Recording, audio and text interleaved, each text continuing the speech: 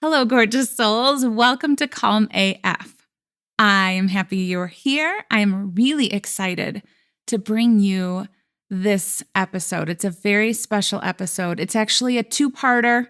This week and next week is two parts of a conversation that I recently had with Amanda Gibby Peters. If you don't know who that is, allow me to introduce you. She is a Feng Shui expert.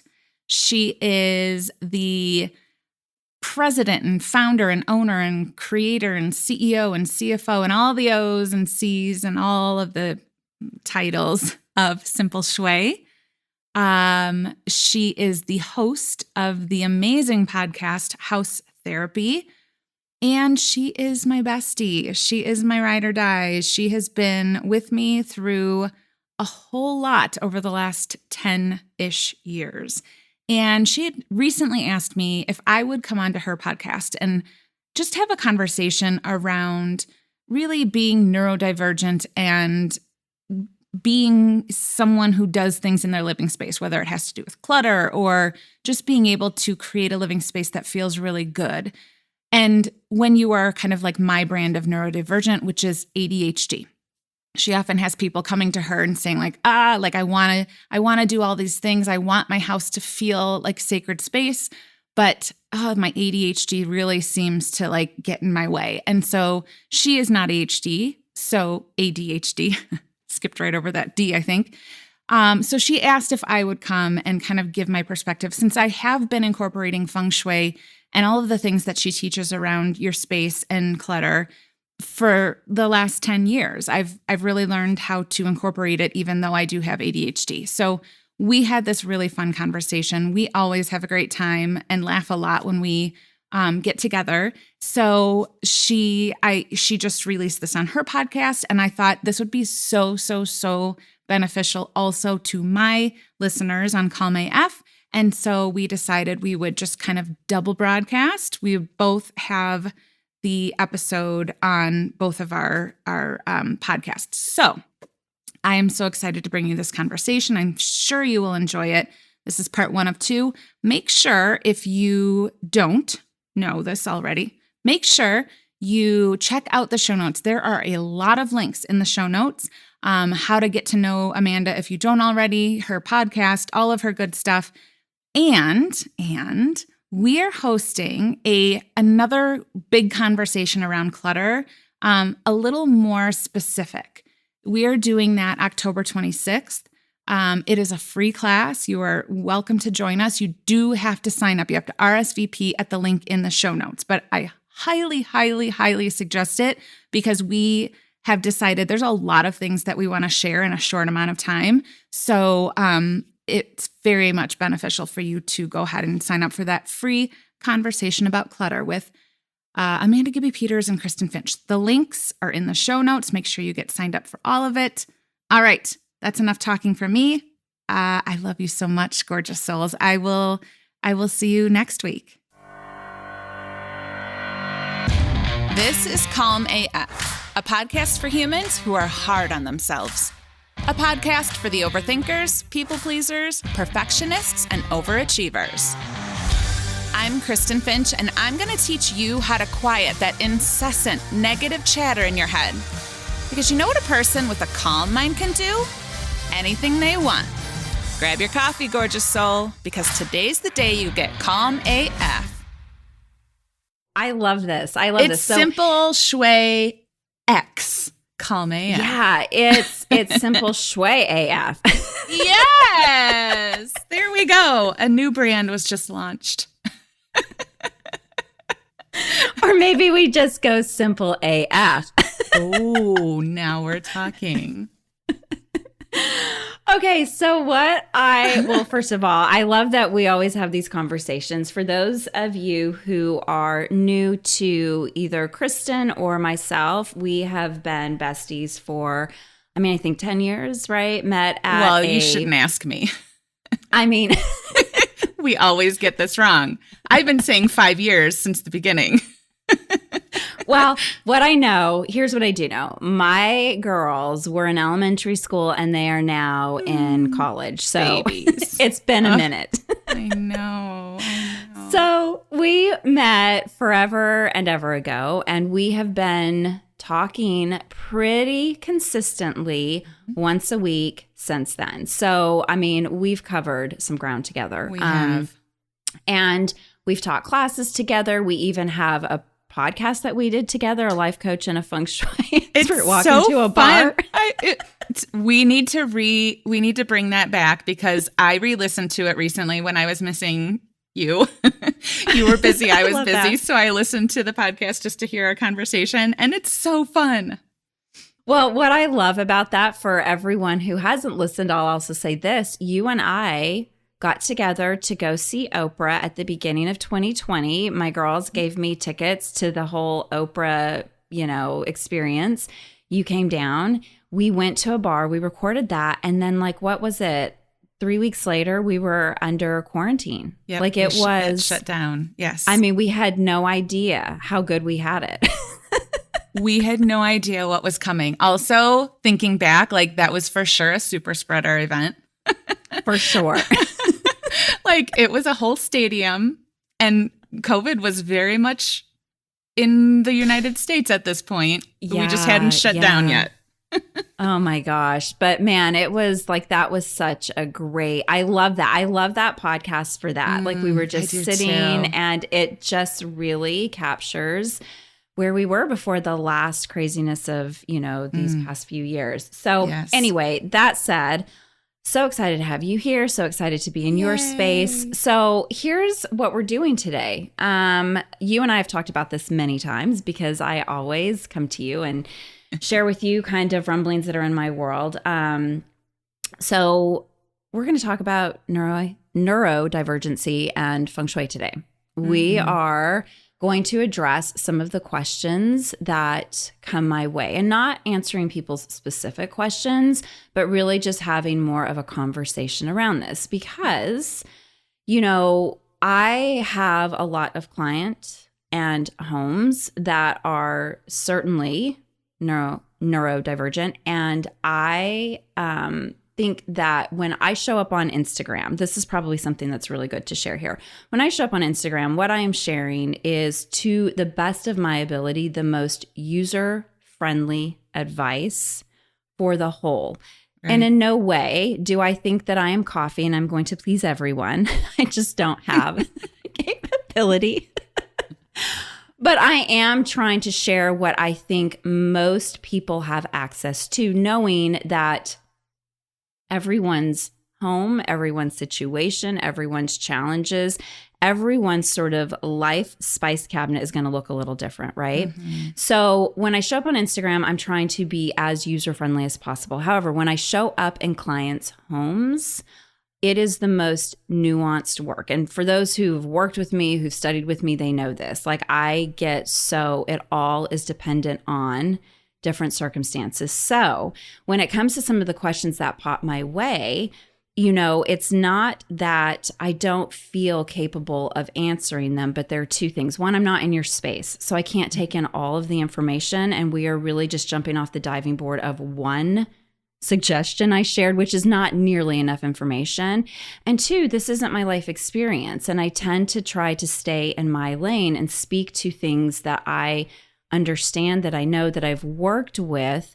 And so instead of me trying to put together a post or a newsletter, or even come out and say, here are my best tips for whatever, insert whatever. And in this case, the neurodivergent community, I'm asking you. So thank you for saying yes. On behalf of the neurodivergent community, you're welcome. Because I think that you know enough about, Feng Shui through your own experience, through everything that we've talked about for the last 10 questionable years. Mm-hmm. Questionable meaning we think it's 10. And, really helping people understand, I think, what I am trying to say, which is, take what works, leave the rest. There needs to be some sort of consistency around what you're working with. But that is ultimately up to you to decide what feels best. And so like, let's just dive into this conversation, because here's what I get a lot of, like, generically. Okay. Everyone heard that, generically. Here's what I get.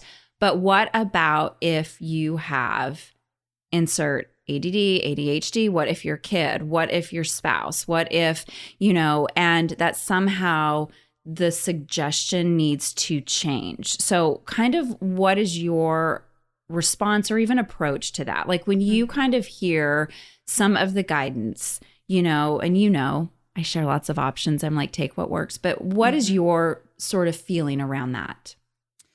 So my particular brand of neurodivergency, I have a diagnosis of ADHD. I received that diagnosis in the year 2000, so it's been a minute. I was a grown-up already by the time I received the diagnosis, but it made a lot of sense. Like if I go back to, my childhood, and I remember sitting with the psychiatrist as he gave me the diagnosis, and he was like, "How the hell did you get through grad school?" Like by the time we got to the end, he's like, "What? How are you here?"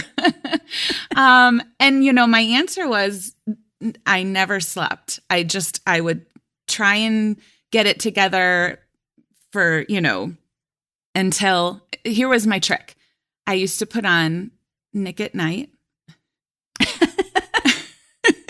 And I knew when it changed from like shows like The Nanny to like a cartoon like Nickelodeon in the morning, then I needed to try and get a couple hours sleep before I needed to start it all again. So once I got the diagnosis and I was like, oh, I was just pushing all of the time, trying to hold everything together. And having the diagnosis and learning about myself through this lens has, it's changed a lot.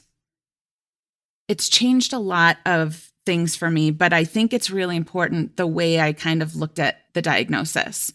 The way I looked at it is, this is a different way that my brain is wired. It's not, I remember the first time I took medication and I called my mom crying. I was like, is this what the rest of the world's brains are like? Because, oh my God, I can't believe this is what it's like. And it helped me understand why there were things that were so hard for me, why it was hard for me to stay in front of, my obligations, why it was hard to keep my room clean, why it was hard to anything really, like just get myself organized. And looking at it through this lens of just an understanding of like, oh, it's not because I'm a bad person, or it's not because I am, wired wrong necessarily, although trust me, I would love to have a brain that was wired in an organized fashion. But that's not what I got, right? Like, this is what I got. And my whole point in moving forward and understanding how to work with it was, this is what you have. Like, this is what you are working with. You're not going to change it. You are never going to be a person that has an organized brain. No matter how many medications you might take, no matter how many things you might do, this is the natural wiring of your brain. And you can either learn to work with it or you can push against it, and you can, expect everything to adapt to you. And what I found with that is that just doesn't happen. Like, people present things in a certain way, and you can either make it work for you or make it work against you and say like, well, this doesn't work for me because of the way my brain is wired. And when it comes to like the conversations you and I started having 100 years ago, is that what we decided it was 100? I think, yeah, let's round up. I think it was around 100-ish.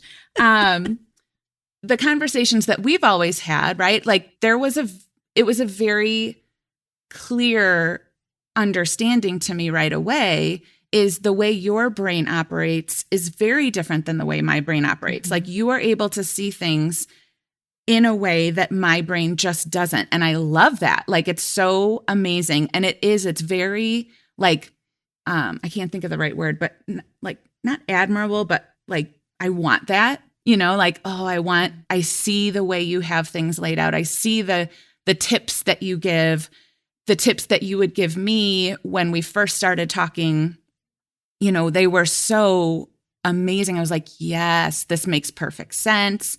This is what I want. And then I would go to try and execute it. And I'd be like, wait, now I'm confused, which is like the ADHD battle cry.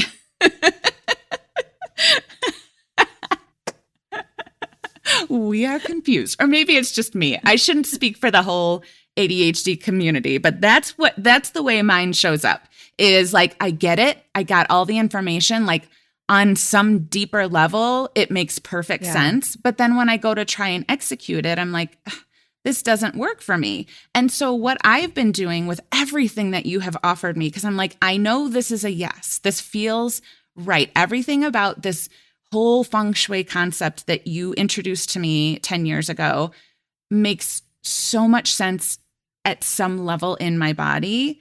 I'm not going to let my ADHD stop me from getting it. I just have to understand that it's probably going to look a little bit different than the way you do it. And it's not even the way you say, like, you have to do it this way. What I understood right away, just because I had already had my diagnosis for a long time, I'd already realized I have to look at the world differently and kind of figure out how to adapt myself into these things. I already knew that the things that you were offering me, that's what I was going to have to do. Right? You were going to give me, here are 10 tips, right, Kristen? This is this thing that you want to change in your life. Here are, as the Feng Shui expert, here's where I think you should go and things that you should do. And I would take that and be like, cool. And I know my brain is going to overwhelm this, even though it's very simple. So let me bring it back to like the simplest way that I can understand it.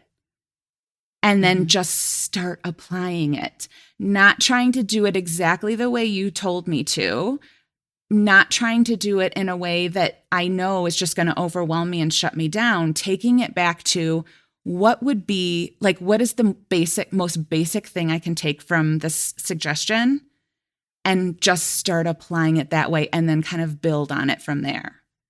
Yeah. Well, and you bring up something that I think is probably something I don't stress enough, because, truly in the spirit of being on social media, I want to give people as many options, but that's the word. Yeah. Options, right? So when I'm sharing, I recognize that people are coming from all different backgrounds. They live in a home, they live in a condo. They barely have enough, money to get by. They have all the money in the world. They're wired differently. Yep. They're wired organized like me, although I'm going to debate that because I present organized. Listen, I've known you long enough. If people could take a walk through my head, they would be like, oh, listen, pulling the cord, get me out of here. I know there is a lot going on, but what I also know is like, everything, how it connects. Like that is like, oh, I would love to spend a minute in your brain. And then you can spend a minute in mine. You'd be like, get me out of here. Although it is very peaceful here. So maybe you would like that part. If that is the case, yes, I would. But the thing is, so many different people are within this community. And I'm saying this community of mine on, let's just say the socials, the newsletter, whatever. So the options are really there to hopefully give everyone a place that they can land, something that they can do. And I think that that's something that's really fantastic for all people who are reading anything about Feng Shui, whether it's my stuff or something else, is exactly what you just said. Mm-hmm. Find the thing that you can do and find the way that you can do it. Yep. Right? I mean, so, if it's like something like making the bed, every day, I do stand by that one. But let's say that that's just not realistic. Can you say, I'm going to make the bed 3 times this week? Yeah. Right? Yeah, because something like that, I think what I experience, what I hear is a lot of all or nothing, right? A lot of people think they either have to do it all perfectly or there are no wins. And I'm like, oh my goodness, like let's build on the momentum. A little better is better, right? And so instead of this sweeping sort of, I often think it's, like HGTV type shows and Pinterest and Instagram giving us these really big before and afters that we have it in our minds that something has to be completely done. It has to be done perfectly for it to have any effect. And that's just so misleading. That's not like actually being in the spirit of change and doing things to start seeing your environment differently. That's where I think the quote unquote magic is. Yes, I think, again, I can't speak for everyone who is ADHD or neurodivergent or anything. I just happen to have a lot of experience with it. A lot of the clients that I work with do tend to have some neurodivergency in their history, whether it's them, their partners, their kids, whoever. I think this all or nothing approach is almost like a byproduct of this, because when you grow up this way, cue the Lady Gaga. It's born this way, baby. When you're born this way, there are a lot of things. The world isn't set up for this way of thinking. Like it's not like you go to school and you are told immediately, like you need to be organized and have a clean desk and have a clean space and make sure your paper's clean and follow these rules. And for those of us who aren't designed that way, you always feel like you are wrong. You always feel like there's something wrong with you and it feels like a struggle. So we go through life thinking the answer is just to change my brain, to try and get into this perfect place. Like that is like Mecca. Like that is like the promised land of an organized mind, an organized space. And in our minds, it's perfectly, because that seems to be the answer. If I could just get there, then I will be okay. And then everything else will be okay. And my life will be so much better if I could just get my shit together. That, again, another battle cry. Like if I could just get my shit together, my life would be perfect. And so when we go into it, we're like, okay, today is the day. I'm going to clear my clutter. I'm going to clean up my space. I'm going to start making my bed every single day because that's the thing that Amanda says to do. And then we start doing it. We swing over. In my world, I call it the Calm AF scale. We swing over to this hypervigilant energy of like, I have to do it and I have to do it perfectly. And this is how a lot of our brains work, right? Is like, okay, and we can keep that up for a couple days, right? Like most of the people listening can say that are neurodivergent, have ADHD, can say like, I can keep it up for a few days, but that's sustainable, like long-term, making my bed every day. I know I'm going to do it for a few days and then I'm going to swing to the other side because something's going to happen. I'm going to forget. I'm going to wake up late. Something's going to happen that's going to pull me out of this hypervigilant action taking of making my bed. And I'm going to miss it. And then I'm going to go back to this. Well, see, I always give up. I can't do anything long-term. I can't do anything for the long haul. Like everything that I do is either I'm doing it all or I'm doing nothing. And so understanding for yourself that this is the pattern, right? That it's you working against how you're wired. You are probably going to have these moments, these little stretches of time that feel like, oh my gosh, I can do this. I'm going to do it this time. Those are amazing. Like we want to ride that wave, but also understanding your brain and how you're wired and working with that is so essential because when that happens, you can ride that wave, but understanding what I'm not going to do is let it tell me that I can't do it or it's impossible for me when inevitably this streak ends, right? When the flow stops, that is where we need to learn. And this is my favorite tool that I teach all of my clients. Like this is our, number one go-to saying in my program, Calm AF Life, is we do it shitty. Mm. And I don't know if you swear on your podcast, Amanda. We do now. But you know what?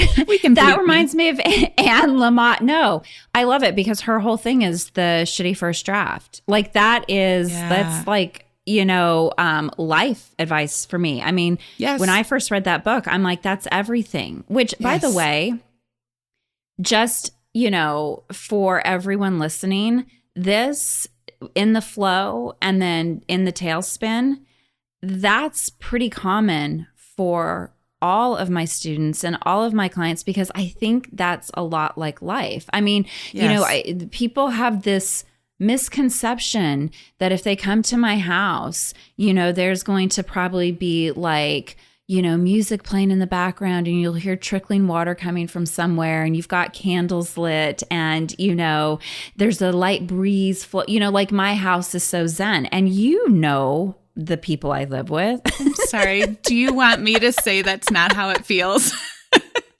Now listen, I will promise everybody that Amanda is not a perfect, everything is not perfect, even though it feels like it should. But can I tell you though, I'm like, that is how it feels. And that's not because you are perfect. It's because you have been doing this is your lifestyle. Sure. But what I want to like sort of needle into is that things come up. I get distracted. My house, like when people ask me, what do you do all the time? Sometimes I'm not doing anything but just getting through the damn day. Like that is the truth. Here's what I think I'm good at that people see. And that is, I know like the muscle memory's there. The comeback is easy, right? So for me, that's probably a lot different. But this idea of like being in the flow, and then whether it's unexpected turbulence in life or just getting really tired and burned out, or it's just like loss of interest, all sorts of things, that is very common. And part of why my clients, I think, come back is, okay, I loved how that felt, and then things happened, and, I want to just kind of pull it all back in. But never is the expectation, I just want to be clear, never is the expectation that when I say this is a lifestyle and a practice, that it's perfection. I think practice is a really good word to dial into. You keep coming back to it, and that keep coming back to you is totally what I say often is, what is the consistency that works for you? That is something that I put in as many posts as possible. What is the consistency that works for you? Because I recognize that everyone has all of these other things. And do I think Feng Shui needs to be at the top of your list? No. Do I think you deserve to be at the top of your list? Yes. Yeah. I have a saying that I often talk about on my podcast and with my clients, and that is relentlessly committed and consistent-ish. I'm here for an ish every day. Ish is my favorite. Right? Like I am relentlessly committed, meaning if I look at the whole thing, if I look at the big picture, if I look at my entire life, I am relentlessly committed to showing up for myself. I am relentlessly committed to showing up for myself, my family, my home, all of it. I'm relentlessly committed to showing up for this life that I want to create, that I have created, how I want to feel in my life. And I'm consistent-ish, right? Every day is going to look a little bit different. But I think it's just that it's almost like permission, right? Giving yourself permission to be consistent-ish is what will take you out of the all or nothing cycle. But also being relentlessly committed to the big picture will keep you coming back, because you are. Every single human, there is no human alive that is consistent all the time. No one. No.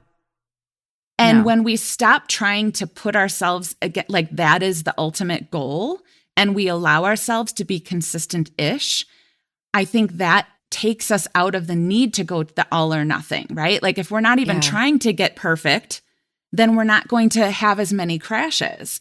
But also knowing that life is just a series of ups and downs and things going well and things not going well and everything's flowing and nothing's flowing. That is what life is for everyone all the time. And if we let ourselves be on there and we say we're relentlessly committed to showing up for ourselves all the time, right? Sometimes that looks like, I just didn't make my bed today, but tomorrow, maybe I will. And if I don't, well, maybe the next day I will. It's letting yourself not make it be a big freaking deal if you aren't perfect. Well, and you know what I love about this? So, another sort of type of thinking that comes into my world is that perfectionist, right? Which I know is not at all neurodivergent. And yet with the perfectionists, those who need to have everything exactly right, like tell me exactly what to do, tell me there's a perfect outcome, tell me all the steps, leave out no details, right? What's underneath that is that fear that it's not enough, right? Yes. And so there is a beauty in being in this space where you can continually come back. That ish is something that I'm constantly trying to get people to embrace is, this idea that if you get it perfect implies that, well, one, I think a lot of times there's a desperation in it. And then two, that we just don't trust that it's going to work. And, your energy is part of everything you do. People so often, when I'm reading through comments or reading through emails or things that I get, I'm hearing that people are really trying to co-opt a lot of what they think Feng Shui can do into their homes without really showing up in the process. And that's something else that's just so important, is that your chi factors in. And so you do the little things you can when you're feeling great. You are familiar enough with this practice that you know what to do on the bad days if you have it in you. And you recognize that it is just that. It's all in process. It's not perfection, and it's not consistently perfect. Because that doesn't even exist. Yeah. The problem with the perfection is that not only is it implying there's never enough, but it never ends, right? We always think we're going to get to this place where and now it's perfect. Your brain, the way brains are wired. So my background is in science. I know how brains are wired, and the way we are wired is to be finding other things that could go wrong. There's no end. There's just no end. Your brain will always think of some other way that you could improve on this thing that you've just done.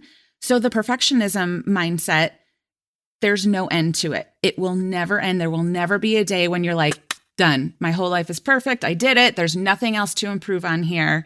So we can just let ourselves off the hook now. Let's just give that a rest, because there is no end, and it feels terrible to feel like anything that you do is never good enough. Yeah, that's the thing with sort of that mindset too, I think, is that you're always looking for the thing that needs improving. And when that's constantly what your brain is scanning for, I think you become really good at seeing all of the things that in your mind look like they need improving, whether they do or not. So this is, again, going back to the idea of what Feng Shui is ultimately at the end of the day is this opportunity to create positive energy in your surroundings so that you can steep yourself in that and go out into the world feeling like that. That is why it is so nuanced and specific to you, where you are. I say, what's the weather you're in? Let's talk about your house. Let's talk about your challenges. Let's talk about your expectations. When you put all of that together, you get very different answers for every single person. And so this practice really has to meet you where you're at. It has the legs to help get you to higher ground, but it is a practice. It's not a one and done. It is not a gold star you get at the end of every week. It's not at all about you have to do all the things all the time. It just isn't. Well, it can't be. No. That's just not sustainable. It's not something that we can do for a long time. Yeah.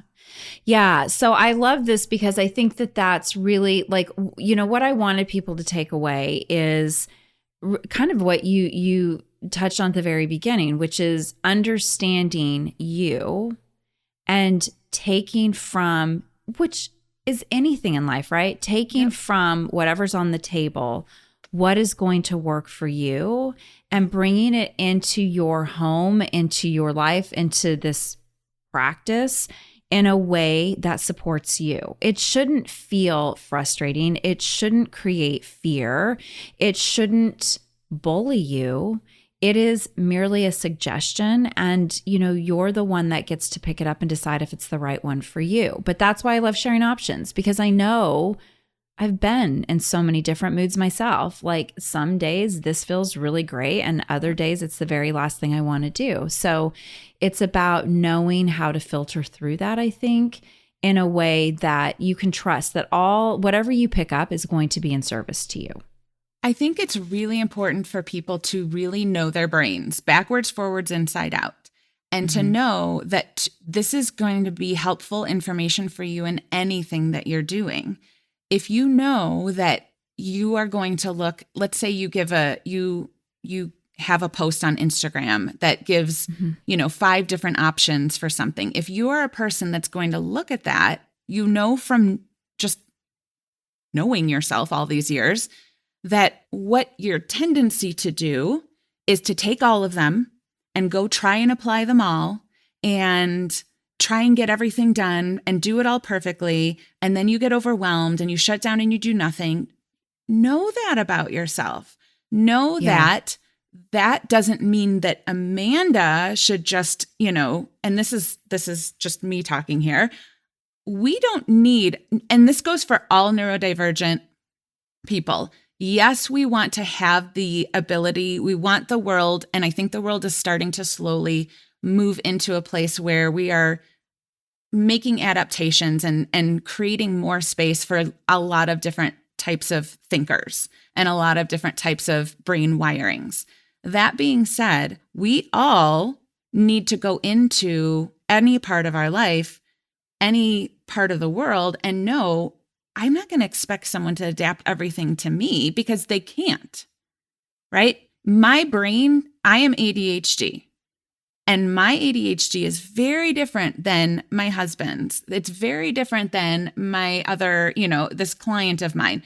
They're all very different. To go into something expecting everything to be perfectly catered to the way your brain is wired is just, it's going to create a lot of suffering for you. So knowing your brain backwards, forwards, inside out, you can go into it knowing she gave these 5 options. In my ideal world, because it feels like if I could just get my shit together, then I would be happy. I would take all of these 5 options and I would do all of them and I would do them perfectly and I would do them for the rest of my life.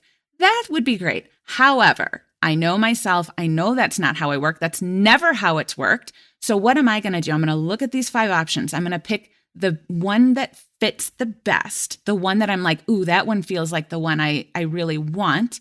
And then I'm going to look at that. I'm going to break it down into the tiniest piece. Like if I want to work towards this, if I want it to be where I am making my bed every day because I know that this makes a difference energetically in not only in my narrative about myself and what I deserve, but also in my space. If I want that, then I'm going to break it down to the smallest piece, tell myself I'm going to be relentlessly committed to this goal, but consistent-ish. And I'm going to figure out a way to make it happen in the way that works for me, with the long-term goal being that I can make my bed every day or ish, right? Like letting myself off the hook if there is a day, but letting it, for those of us who are wired in, a different way, that is the key, is to find the thing that you could do. I always say, break it down all the way to yes, to the place where you're like, could I do it 7 days a week? I want to say yes, but maybe not. What if I forget, right? Do I feel like I could do it 6 days a week? Do I feel like I could do it 5 days a week? Finding the one where like, yes, I for sure could do 1 day a week. I could start making my bed. And then you start doing that consistently-ish, right? And then you move up and you move up. That is the way that we can take all of these options that you offer that will make a big difference in your home, but not use it against yourself. Like, well, I can't do that. That's not how my brain is wired. Figure out how to make it work for your brain. Yeah. Whew. Yeah. Rant. I think, yeah. Well, need a drink. It down.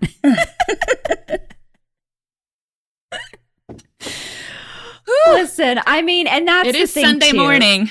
Listen, it really is. Preach. So here's the thing. That's exactly it. So here's the thing I want to say about this is Feng Shui has evolved. This is such a great point to bring in. It has evolved from thousands and thousands of years ago through migrations because of revolutions, and it is constantly evolving. Some people don't agree with that, but it is constantly evolving to meet people where they're at. Yes. And that is the entire purpose of simple Shui. And I would dare say the same thing for Calm AF. Like, let's find solutions that work for you in the moment that you're in. And then, come to them again with whatever consistency works for you when they are in service to you, right? Yes. I don't do the same things in my home today that I did when I started, but I'm aware of them. And in certain moments, those might be things that I reach back for to bring here into the present. Likewise, when there are certain things happening in my life, I may reach for other things that I know will really be in service to me. But again, you're right. It comes down to knowing what you need, and only you, in the moment that you're reading those tips or suggestions or ideas, only you know what's really happening in your life. I don't. Unless we're in a conversation, I don't. But what I will say is in the homes that I have been invited with the clients who, are wired differently, the conversation is never centered around that. Right. It comes back to, let's talk about what you need and let's figure out what's going to work for you. So even if that is something that is at the table with us, the way the one-on-one experience works, and this isn't me promoting that, it's just there is a conversation. There's so much information gathering that happens because I do want to be able to give you suggestions or advice or, guidance that aligns with you, that meets you where you're at. And so without me being in the room with you having that conversation, you're right, you have to step in and do that. That's the role you take on when you read those suggestions. But know that there's a lot of elasticity. There is a lot of wiggle room. I think back to what you were saying just a minute ago about it being something that's evolving. I don't know the Feng Shui world. To me, the thought of just the thought that it could be something that hasn't evolved over thousands of years makes me think, who's saying that? And this is me, not Amanda, so don't come for Amanda.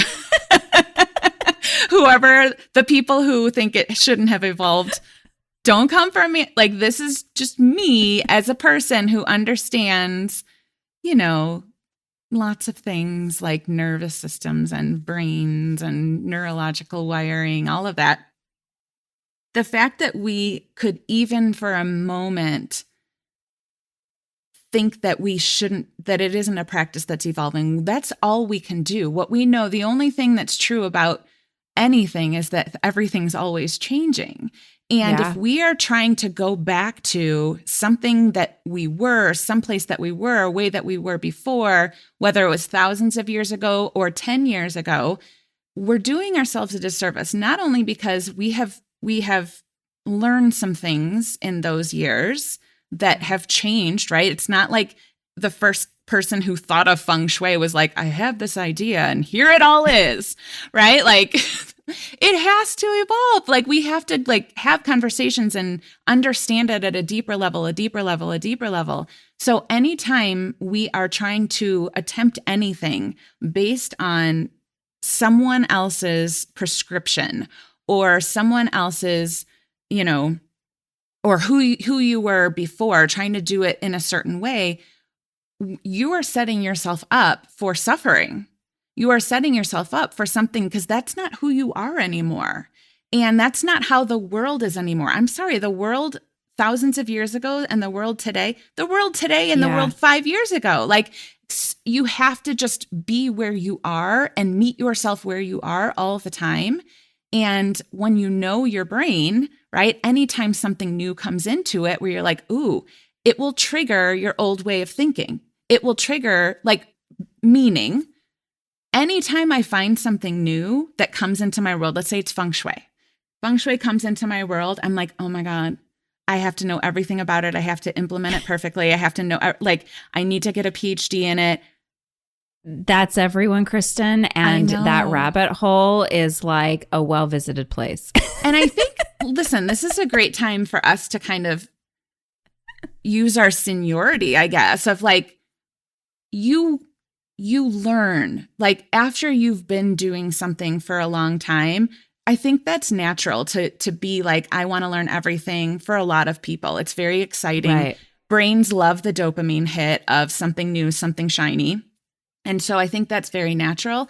But for you and I, right, who have been in this world, our Feng Shui and coaching worlds for a long time, like we have been here long enough to see lots of cycles come and go and lots of things, you know, that are, and also to understand that even though we knew what we were talking about, you keep learning at different levels. Like we do have to allow ourselves to evolve and to continuously meet ourselves where we are.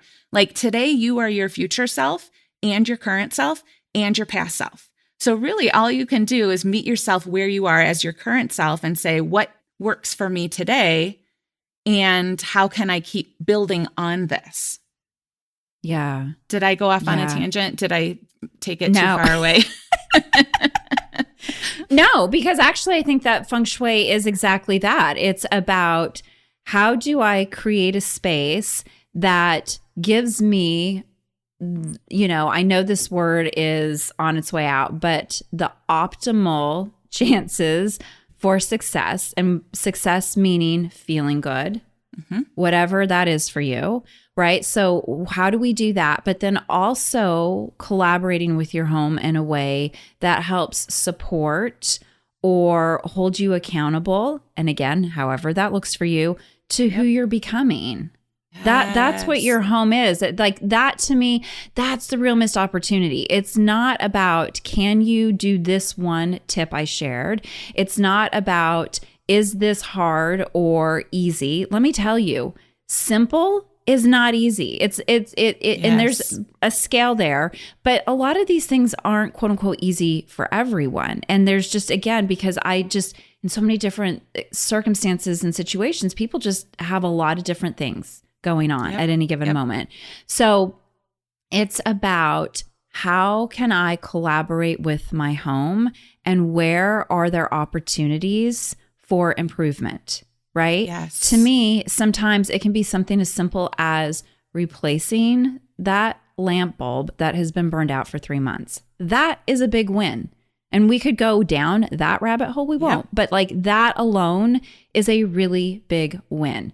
Getting rid of something that has bothered you since it was given to you is a really big win, because now that voice, that conversation isn't happening every day, drip, drip, drip, drip, right? Like it's removed. So there are things that you can do that help who you are today. Yes. And that are certainly going to help create the momentum toward who you are trying to become. But again, those are conversations you have with yourself. If I'm not there, I'm not plotting that out. And so when you're having that moment of discernment, and it is discernment of what is going to fit, that is on you to make sure that, like you said, it feels good and that it feels good in a way that it works for you.